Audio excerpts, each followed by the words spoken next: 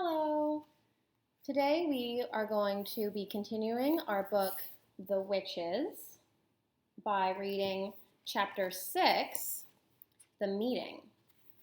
You'll recall that Chapter 5 ended off with our main character in the ballroom of the Hotel Magnificent, which at one point was empty, and he was hiding behind a screen. He was hiding back there because he was training his mice, which he wasn't supposed to have out of their cages by orders of the hotel manager.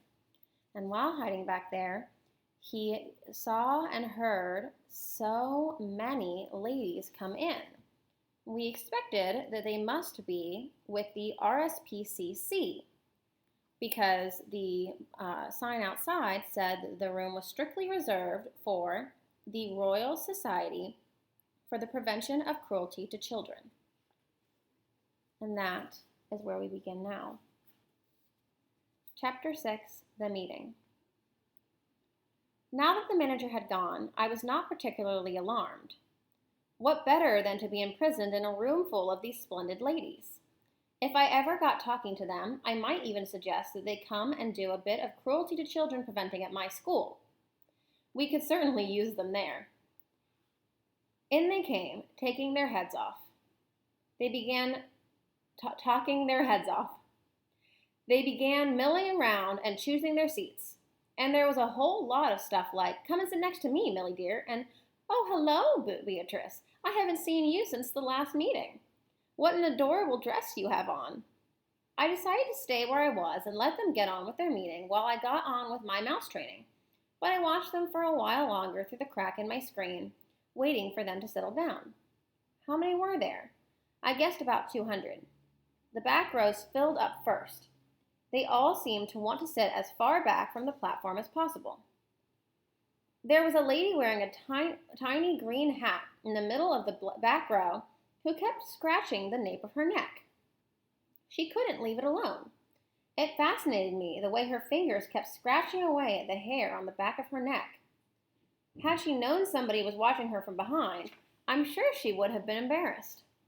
I wondered if she had dandruff. All of a sudden, I noticed that the lady next to her was doing the same thing. And the next one. And the next. The whole lot of them were doing it. They were all scratching away like mad at the hair on the backs of their heads. I wonder what that means. Did they have fleas in their hair? More likely it was nits. A boy at school called Ashton had had nits in his hair last term, and the matron had made him dip his whole head in turpentine. It killed the nits all right, but it nearly killed Ashton as well. Half the skin came away from his scalp. I began to be fascinated with these hair-scratching ladies, which you can see a picture of right here. You can see all of them really going at the back of their necks with with the tips of their fingers. It is always funny when you catch someone doing something coarse and she thinks no one is looking. Nose picking, for example, or scratching her bottom. Hair scratching is very nearly as unattractive, especially if it goes on and on. I decided it had to be nits. Then the most astonishing thing happened. I saw one lady pushing her fingers up underneath the hair on her head, and the hair, the entire head of hair, lifted upwards all in one piece, and the hand slid underneath the hair and went on scratching. She was wearing a wig, and she was also wearing gloves. I glanced swiftly around at the rest of the now seated audience. Every one of them was wearing gloves. My blood turned to ice. I began to shake all over. I glanced frantically behind me for a back door to escape through, but there wasn't one. Should I leap out from behind the screen and make a dash for the double doors? Those double doors were already closed, and I could see a woman standing in front of them. She was bending forward and fixing some sort of a metal chain round the two door handles. Keep still, I told myself. No one has seen you yet. There's no reason in the world why they should come and look behind the screen. But one false move, One cough, one sneeze, one nose blow, one little sound of any sort, and it won't be just one witch that gets you, it'll be 200.